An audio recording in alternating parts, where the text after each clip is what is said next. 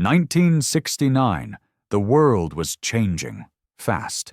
Protests in the streets, men on the moon, and a generation that refused to be silenced. And through it all, the rock scene exploded like never before. From psychedelic anthems to soul-stirring ballads, this was the year when music didn't just reflect the times. It rewrote them.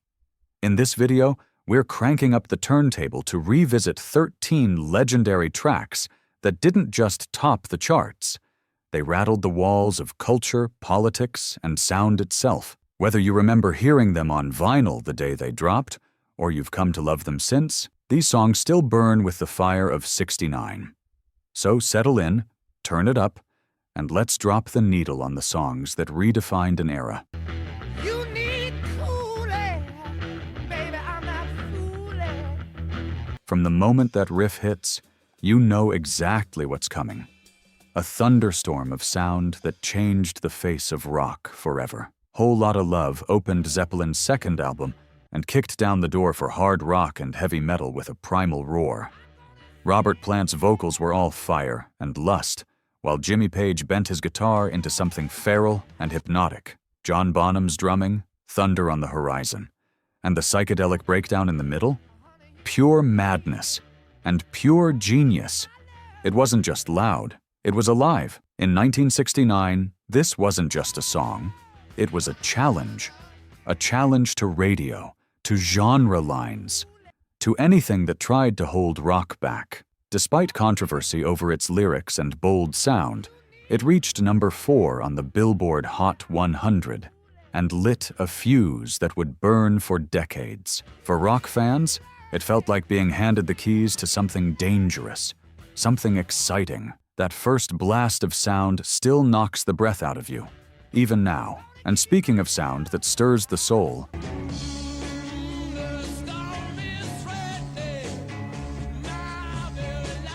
few songs hit harder than Gimme Shelter.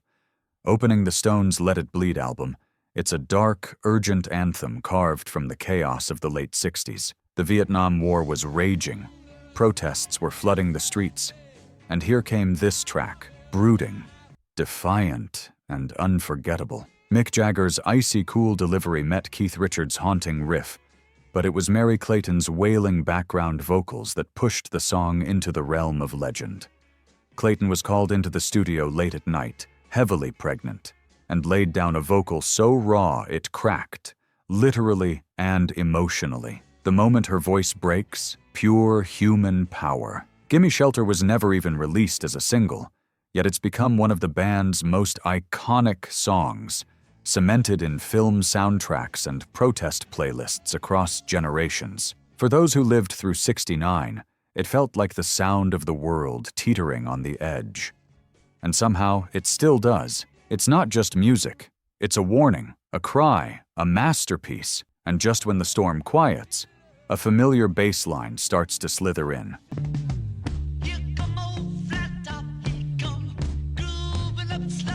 Swampy, slinky, and downright hypnotic, Come Together marked a new chapter for the Beatles, opening Abbey Road with a slow groove that wrapped psychedelic blues and cryptic lyrics into one unforgettable stew. This was the Fab Four shedding their mop-top image and stepping into something murkier and cooler. John Lennon originally wrote it as a campaign song for Timothy Leary's run for California governor, but it morphed into something much deeper. Paul's rolling bass line, Ringo's laid-back yet tight drumming, and Lennon's mumbled poetry made it unlike anything on the radio. Add in the sharp stereo panning and studio trickery, and it was pure headphone gold. For fans who grew up with A Hard Day's Night, this was a wake-up call. The Beatles weren't just pop stars anymore. They were pushing boundaries, channeling the tension of the era into a song that felt part protest, part spell. It hit number 1 in the US, and hasn't left the cultural bloodstream since. 50 years later, that first beat still pulls you in. And once you're in, there's no turning back.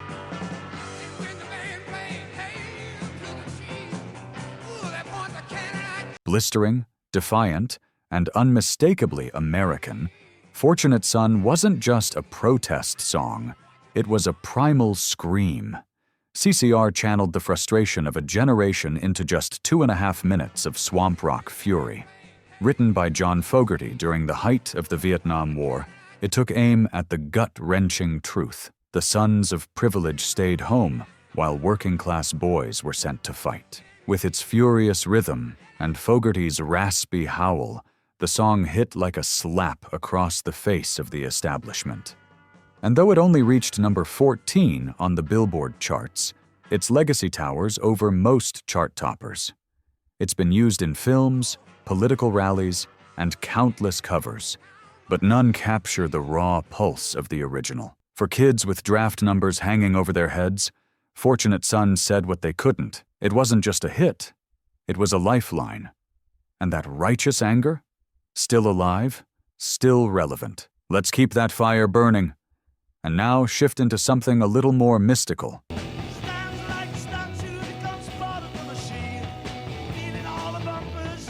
Only The Who could turn a rock opera about a deaf, dumb, and blind boy into a full-blown cultural event, and Pinball Wizard was the lightning rod. Blasting onto the scene as part of Tommy, it was electrifying, theatrical, and oddly spiritual. Pete Townshend's crisp acoustic strums, Roger Daltrey's fierce delivery, and Keith Moon's thunderous drums made this more than just a story. It was a rock odyssey. Tommy wasn't just an album. It was a statement that rock could be art, myth, and spectacle. And this track? It was the heartbeat. With its driving rhythm and clever lyrics, Pinball Wizard grabbed listeners who didn't even care about concept albums. For fans in 1969, this was next level. You didn't just hear Pinball Wizard. You pictured it, felt it. Teenagers cranked it on bedroom stereos, imagining lights flashing, flippers snapping, and a messiah in the making. It still feels like magic.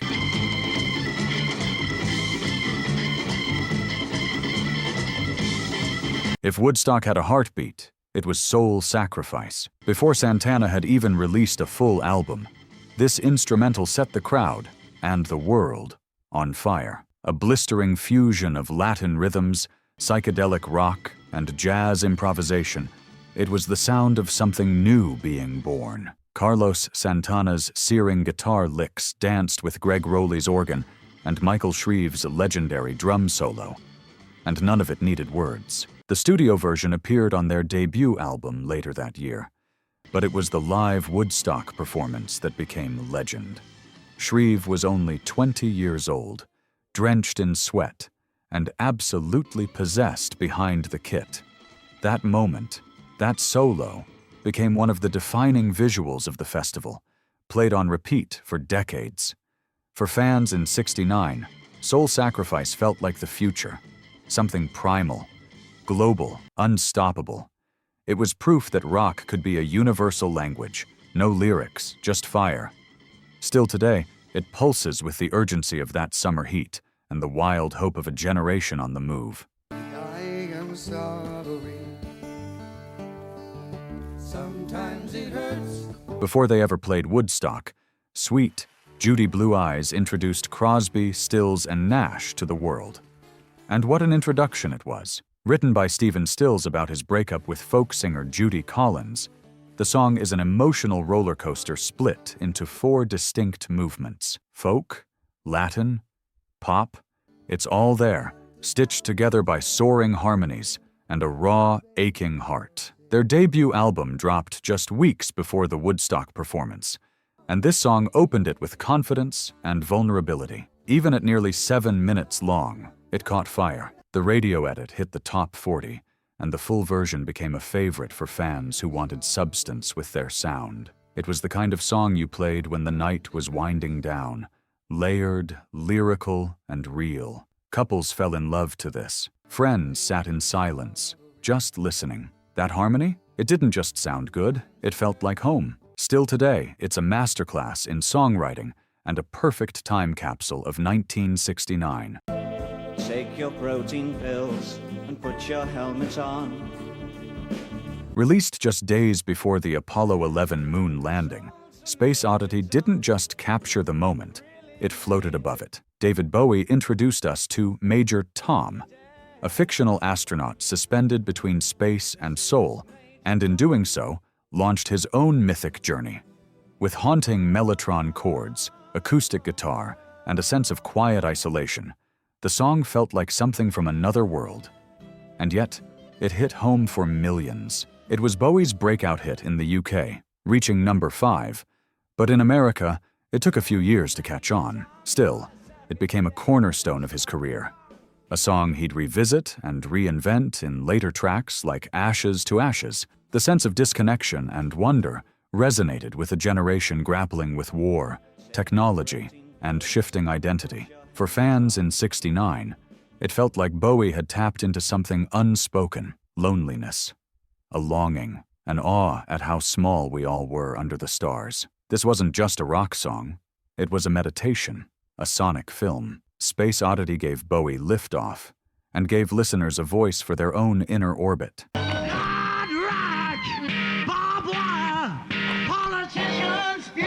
This wasn't just a song, it was an explosion. The opening track of In the Court of the Crimson King, 21st Century Schizoid Man blew through 1969 like a sonic hurricane. With its jagged guitar lines, blaring saxophone, and thunderous drums, it threw out the rulebook and dared listeners to keep up.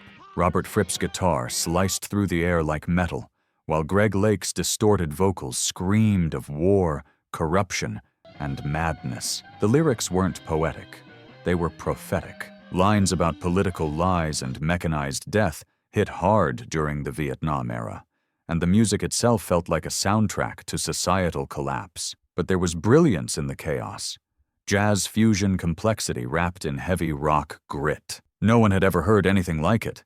It was aggressive, cerebral, and totally fearless. For kids spinning this on vinyl in dimly lit basements, it was like opening a portal into another dimension. King Crimson didn't just challenge listeners, they recruited them into a whole new way of thinking about rock. 21st Century Schizoid Man wasn't just ahead of its time, it was its time, and also a warning for the decades to come.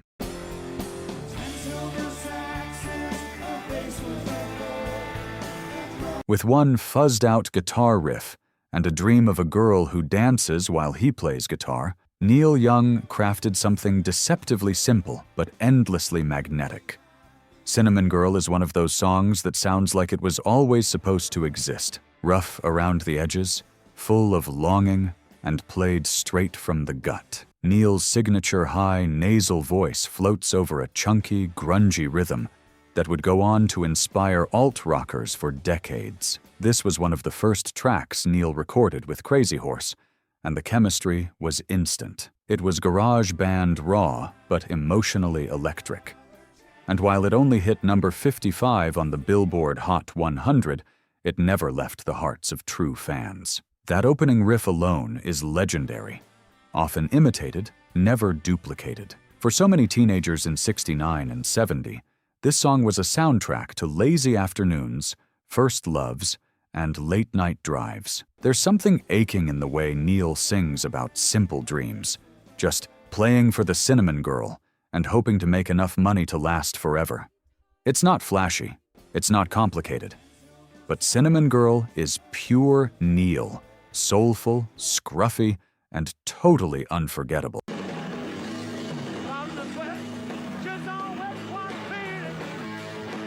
Before punk had a name, Kick Out the Jams was already lighting the fuse. Detroit's MC5 didn't play by anyone's rules. They cranked their amps, roared into their mics, and delivered a track that felt like a riot breaking out inside a garage. With blistering guitars, feral drums, and a frontman who sounded like he was on fire, this song wasn't just loud, it was alive. Recorded live at Detroit's Grand Ballroom, the energy is untamed. You can feel the sweat, the smoke, and the revolution in every scream. The infamous opening line, controversial enough to get the album pulled from shelves, became a battle cry for rockers who didn't want polish, just power. And in the middle of a country boiling over with unrest, Kick Out the Jams sounded like both a protest and a party. For kids growing up on the edge, factory workers' sons, long-haired teens with clenched fists, this song was a middle finger to the establishment and an invitation to feel something. It wasn't about perfect notes. It was about breaking down the door and setting the night on fire. Still one of the rawest recordings ever pressed to wax. And still dangerous. I am just a poor boy, though my story is seldom told. Life's The Boxer isn't just a song, it's a folk rock cathedral. From the moment that lone acoustic guitar begins, it pulls you into a world of heartbreak, pride, and perseverance. Paul Simon's lyrics read like a short story, and Art Garfunkel's harmonies float like a ghost over the pain. It's gentle, but it hits like a hammer. What makes this track so powerful isn't just the words, it's the atmosphere. The echoing drums, recorded in a church hallway, give it this cavernous, cinematic sound. And that refrain, the li-la-li, it lingers. It's not filler. It's the sound of a man with nothing left to say, trying to fill the silence. Released as the Vietnam War raged and the counterculture fractured, this song felt like a sigh in the middle of all the shouting. For anyone who felt lost, overlooked, or just plain tired, The Boxer was a warm hand on the shoulder. It didn't scream. It didn't rage. It just understood. For many, this was the track they turned to during breakups, long walks, and lonely nights. It was more than a hit. It was a companion, still as haunting, healing, and human as the day it came out. Take your protein pills and put your helmet on. Bowie didn't just write a song. He created a character, a universe, and a feeling that echoed through generations. Space Oddity was released just days before the Apollo 11 moon landing, and somehow it managed to feel both futuristic and deeply human. With its ethereal melodies, dramatic chord changes, and eerie stillness, it was unlike anything else on the airwaves in '69. What begins as a tale of space exploration quickly turns into something lonelier, more existential. Major Tom isn't just floating in space, he's drifting through isolation, detachment, and the terrifying beauty of the unknown. And Bowie's voice? Cold, yet emotional. Detached, yet filled with longing. It's theatrical without ever losing its soul. The production, thanks to Tony Visconti and Gus Dudgeon, pushed studio technology to the brink. From the mellotron swells to the acoustic guitar orbiting around synth textures, it felt cinematic before rock ever tried to be that. And for those tuning in during late-night FM sessions, it was a transmission from a different world, one that made you think, drift, and feel. For teens staring at the stars from bedroom windows or tripping through headphones in the back of a van, Space Oddity was their soundtrack to the cosmos, a song that still makes you pause and wonder. What a ride. 13 songs, each one a spark from a moment that changed everything, from backseats and basement shows to moon landings and midnight radio. These weren't just songs. They were time machines, and if you felt even one chill down your spine today, you know the magic still lives on. Whether you grew up dropping the needle on these tracks, or you're just now discovering them through dusty vinyl and glowing tube amps, the spirit of classic rock is alive and kicking, louder than ever. So keep those records spinning, keep the memories close, and let the music carry you back whenever you need it. If you enjoyed this journey, hit that like button, share with a fellow rocker, and let us know in the comments, what songs would you have added to this list?